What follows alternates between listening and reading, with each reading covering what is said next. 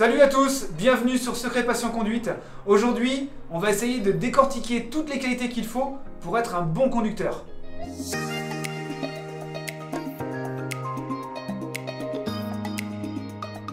Alors, pour espérer un jour être un bon conducteur, il y a un paquet de choses à apprendre. Et on va essayer de les prendre dans l'ordre. Tout le monde le sait, quand on veut apprendre à conduire, la première partie, c'est pas la plus marrante. C'est le code. Apprendre les panneaux, apprendre les régimes de priorité, apprendre toute la réglementation. Enfin, il y a un gros morceau déjà en salle.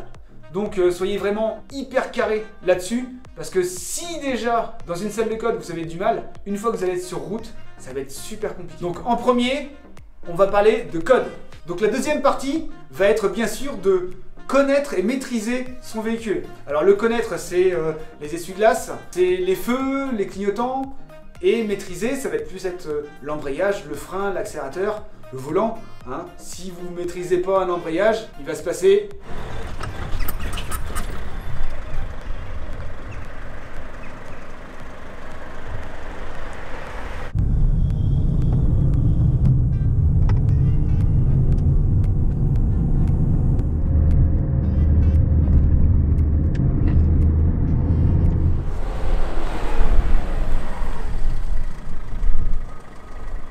Pensez à bien maîtriser votre voiture, de bien vous entraîner jusqu'à temps d'être vraiment très à l'aise.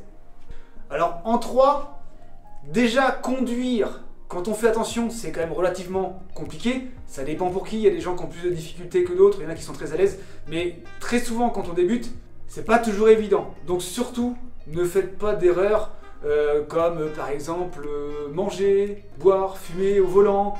Le pire, le téléphone. Si vous téléphonez au volant... Allô? Ouais, ça va-t-il? Ah bah impeccable. Oui, toi? Ah bah quand tu veux, ouais. On peut, ah bah j'arrive de toute façon là. Ouais, ok. Et ben à tout de suite. Vous imaginez bien que déjà quand on fait que conduire, c'est compliqué. Si en plus on fait d'autres choses en parallèle... Là, on est débordé et tout de suite, on part vraiment dans des grosses erreurs de conduite qui pourraient être très dangereuses. Alors le quatrième, je sais qu'il est super dur, ça dépend des gens. C'est en général, on l'a ou on l'a pas, mais c'est pas se laisser mettre la pression par les autres. Quasiment tout le monde en auto-école a le droit au moins une fois quelqu'un qui pousse derrière. Et une fois qu'on est au volant, dans un stop un peu compliqué, ça monte, voilà, une situation compliquée. On a tendance à faire des conneries, quoi. Donc surtout, que ce soit pour un stop, je sais pas moi, vous faites une manœuvre, ça fait un peu les boules de vous rater, on respire bien fort, on prend notre temps surtout, faut surtout pas chercher d'aller plus vite. Si vous cherchez à aller plus vite, vous allez faire des conneries et au bout du compte, vous allez mettre plus de temps. On prend notre temps, l'autre, s'il est pas content, on s'en fout, de toute façon on va pas le revoir après, c'est pas grave. Oh, c'est pas possible, encore lui hein. Non mais depuis ce matin, je me tape que des abrutis comme ça.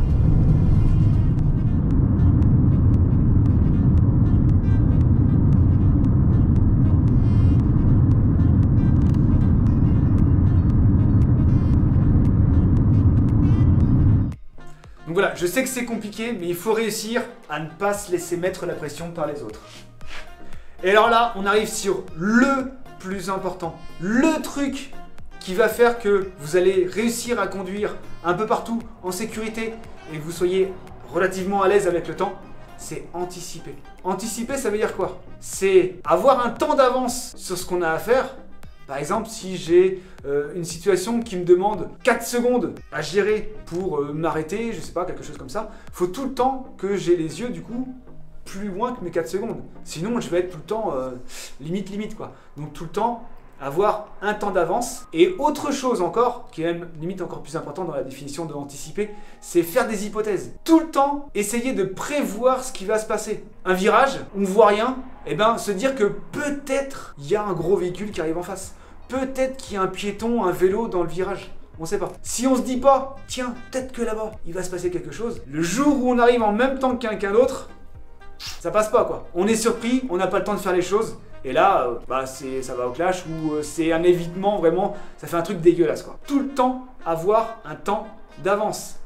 Ce qui vous permettra aussi, si vous avez un temps d'avance, c'est hyper important, c'est d'éviter les erreurs des autres. Le bon conducteur, La différence, ça se fait souvent ici. On peut très bien connaître son code, très bien maîtriser sa voiture et du coup faire attention à ce qu'on fait. Je fais pas de conneries, je m'arrête bien au stop, je roule pas trop vite, j'ai tout le temps un petit peu d'avance, je suis pas en retard. Mais si je prévois pas d'éviter les conneries des autres, du style je suis sur une route prioritaire, il y en a un qui arrive à un stop, si je me dis dans ma tête, de toute façon il a un stop, il doit s'arrêter. Le jour où il y en a un qui s'arrête pas, c'est carton.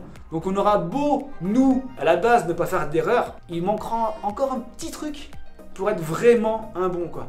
Le jour où il y en a un qui vous coupe la route et que vous l'évitez avec un petit peu de temps d'avance, là vous êtes un bon.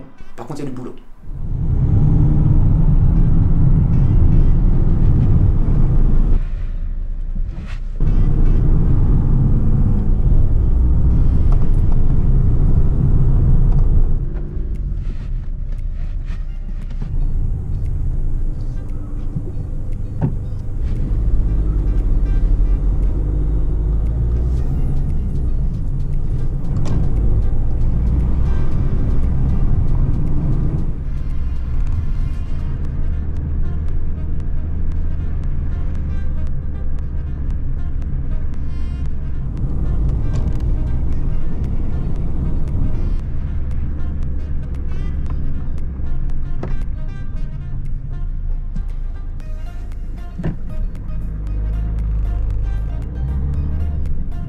Une fois que vous arriverez à faire comme dans la deuxième situation et pas la première, là on pourra dire que vous êtes un bon. Voilà, c'est anticiper, c'est éviter la connerie des autres. C'est le plus important pour devenir un bon. Alors maintenant je vous parlais du petit plus tout à l'heure. Alors en fait c'est quelques petits plus. Premièrement, quand on n'est pas super à l'aise en conduite, il va falloir essayer de vous imaginer en train de faire quelque chose que vous maîtrisez. On ne peut pas apprendre toutes les choses qu'on a vues ici en très peu de temps. Ça va pas marcher comme ça. On me l'a dit, je sais le faire. C'est pas possible. Essayez de comparer la conduite à quelque chose que vous maîtrisez très bien. Et essayez de vous rappeler tout le chemin que vous avez parcouru pour arriver là où vous en êtes. Un exemple tout bête, un chef cuistot étoilé, il n'est pas arrivé le premier jour de son CAP ou de son bac pro et puis il savait tout couper, les légumes, nickel, voilà, tout parfait. Je pense que les grandes voix de ce monde sont pas nées et savaient tout de suite chanter parfaitement. Il y a eu de la technique à apprendre, de la respiration, enfin, dans tout ce qu'on fait dans notre vie, il y a plein de choses à apprendre avant de bien le maîtriser. Si vous voyez rien qui vous vient à l'esprit que vous maîtrisez vraiment bien, imaginez juste l'évolution que vous avez eue depuis que vous êtes petit. Vous êtes né, ni même pas assis. Ensuite, vous avez tenu debout, vous avez commencé à marcher et après vous avez couru. Vous voyez tout le chemin que vous avez fait avant de pouvoir courir. Et bien en voiture c'est pareil. Quand vous débutez, dites-vous bien que là vous tenez juste assis. Donc il va falloir y aller petit à petit. Et bien une fois que vous aurez tout ça, ça vous aura peut-être pris 2 ans. On sait pas. Donc prenez votre temps. Quand on débute, on va doucement. Peut-être qu'aujourd'hui, vous êtes en train d'apprendre et vous avez un petit peu peur et vous avez les autres qui vous mettent la pression. Du coup, vous n'êtes pas forcément à l'aise. Mais dites-vous bien que tôt ou tard, vous allez être à l'aise. Un jour ou l'autre, vous allez conduire normalement, comme tout le monde. Tout le monde est passé par la case débutant. Il y en a qui ont plus galéré que d'autres. Voilà, on ne sait pas, ça dépend. On progresse tous à des rythmes différents. Mais le jour où vous allez être à l'aise, rappelez-vous bien que vous avez été débutant. C'est un truc qu'on voit très souvent. On voit plein de gens sur la route qui ont oublié qu'un jour ils ont débuté. Tous les gens qui poussent, qui gueulent pour un rien. Tous les gens qui font n'importe quoi, à téléphoner, enfin à manger en conduisant. Essayez de ne pas devenir comme eux. Et si vous voulez essayer de les faire changer, un petit truc que vous pouvez éventuellement faire, c'est de partager cette vidéo pour faire passer un maximum le message que quand on a un A, quand on est une auto-école, quand on fait la conduite accompagnée, c'est pas toujours facile. Et du coup, tous les gens qui font des crasses, qui nous coupent la route parce que du coup, c'est bon, il va me saouler à me retarder de 30 secondes, et voilà, il faut essayer de faire comprendre à ces gens-là que moi, j'ai peut-être du mal en ce moment. Donc du coup, j'aimerais bien qu'on ne fasse pas de saloperie. Donc essayez un maximum de partager cette vidéo, que les gens qui font des crasses se rendent compte qu'il y a des gens qui ont du mal et que peut-être qu'ils prennent un peu de conscience. Voilà, faut que je sois sympa quand je vois un A, par exemple, ou une auto-école. Voilà, vous avez toutes les clés en main pour un jour devenir un bon conducteur. Maintenant, je vous laisse aller vous entraîner, voilà, en fonction de où vous en êtes dans votre formation, en fonction de tout ça. Où est-ce que vous en êtes? Et je vous dis à bientôt sur Secret Passion Conduite.